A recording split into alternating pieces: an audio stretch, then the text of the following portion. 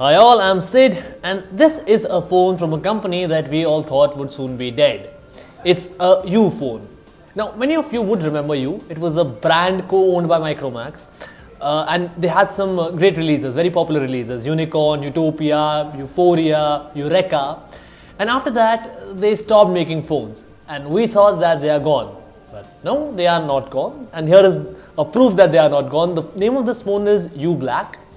Now the reason it's called black is probably because it looks black in color, and this is going to be its unboxing and first impressions. As you can see, the box itself is black as well. There is also SAR written here, 1.19 watts per kilogram for head. On the back side you get the specifications of this phone. You get an Octa-core Snapdragon processor. What kind of a processor? It's not written. You get a Corning 2.5D curved Corning Gorilla Glass. You get 4G LTE, you get 4 GB of RAM, a lot of other things. We'll keep on talking about this once I unbox the phone. So enough of the box, let's quickly unwrap it. Take the cellophane off, and here you can see the illustration of the phone as well, right on the front.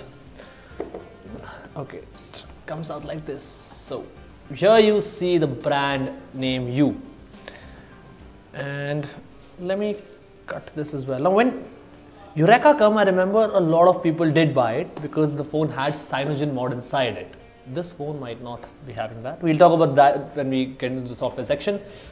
But at this moment, let's concentrate on what you get inside the box. So the first thing you see is a screen guard. It's not a tempered glass, it's a screen guard, and along with the microfilm cloths. Put it right here, and this is the phone, probably the most expensive part of this box, and it's quite heavily wrapped. I keep it here. And next you have a very velvety kind of a tray. It's plastic from back but velvety from the front, and here you have the SIM ejector tool, as you can see. So I keep it on the side as well. And there is another tray which, okay, it's a hefty one. Let me guess. So after unboxing so many phones, I know it's going to contain documentation, of course, but okay, there is some freebie here. So apart from the warranty information and other documentation, you also get a cover with this phone. It's a silicone cover. It would help protect your phone from falls and all. And the next thing you get here is a cable. Let me see if it's USB Type-C or micro USB. It's a micro USB cable. And if you connect this cable to this adapter, you will get a charger. I'll put these things on a side, and the last thing you should see here is the pair of headphones, and they look good actually. So let's quickly revise what all you got inside the box. You got a screen guard, you got a pair of headphones, you got a micro USB cable which connected to a power adapter becomes a charger, you got some documentation, as you can see, and you also got a cover to protect your phone. And most importantly, apart from the SIM ejector tool, you got the phone for which you paid all this price.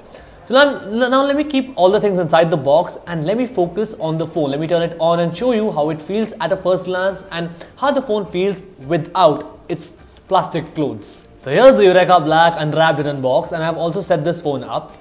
And let me start by talking about the sheen of this device, which is its designing. Now, I do say that a lot of phones try to copy iPhone, which is a bad thing, but this one is very beautifully created. Look at it. It tries to copy the jet black variant of the iPhone 7, and I love it. I mean, it looks very futuristic, it looks very alluring, it looks very sexy, if I may use the word. And even from the front, it looks very good. I mean, black is the color that I generally like in my phones, and this glossy back, it makes it stand out. The only concern is that I think it's going to be a bit difficult to maintain. As you can see, it's a fingerprint magnet, smudges appear. Apart from that, it can break when it falls, and I think company realizes that, and that's why they ship it with a case, which I showed you in the unboxing part of this video. But is it only good in terms of its looks? Well, if I know Micromax, if I know U phones, chances are that it might just be true, because the software optimization on U phones after Cyanogen's discontinuation has been pretty bad. But enough said, let's see. So the first thing I want to show to you is the fingerprint scanner, which is right here in the home button. And okay, it's decently fast. Let me try that one more time. turn it off, and right, so it's not bad, it's fine. Talking about the button placement, you get the power button here, the volume buttons here. You get a home button, but you don't get capacitive keys, which is something weird for me, because I prefer having capacitive keys or making the bezel thinner, but that's my liking. Let me turn the brightness a bit low so that you can see it clearly. Yeah, that'll be better. Now, apart from that, the first thing I noticed in the software is that there is no app drawer. So they are trying to copy the Chinese makers here. But one thing I've noticed in a lot of few phones prior to using this is that they are very slow and they generally lag. So let me see if this one lags as well or not. That was fine. Okay. See that again. See, I want you to see that again.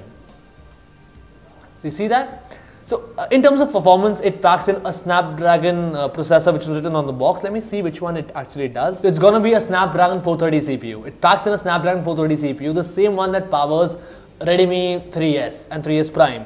But again, if you see, this responsiveness is not the same, even though this one has 4 GB of RAM. Anywho, that aside, the rear camera is set at 13 megapixels. The front is set at 8 megapixels. And I think there is also a flash there. Let me see the camera. Okay, allow. You can see the gestures and everything. Let me turn it to myself. Okay, so that's a very good thing. This phone also ships with front-facing flash, but the quality of the images, the selfies at least, it's not that bad, I think. There is some saturation I can see as of now. As you can see, it's very unclear, and this is a very well-lit environment. But again, I'll save that for my review. This is not a review, this is just a first impression and an overview of the smartphone.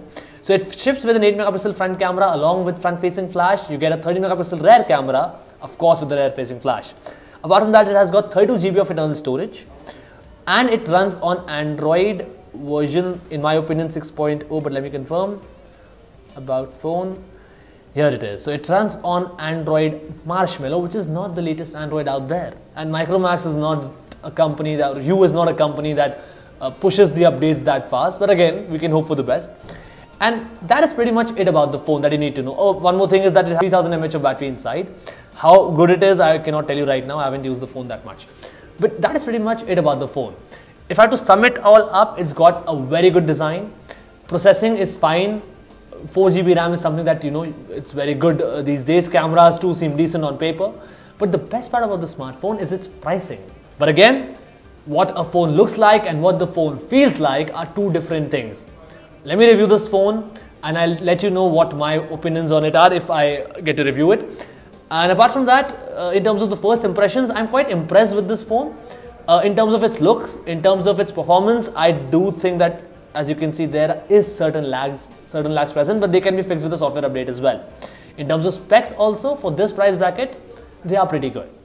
That's what I think of the Yureka Black. Do let me know what you think of the same phone in the comment box below. Also, if you like this phone, do share it. If you like this video, do give it a thumbs up, do share it with your friends, and most importantly, do not forget to subscribe to our channel. I'll see you in the next one. Ciao.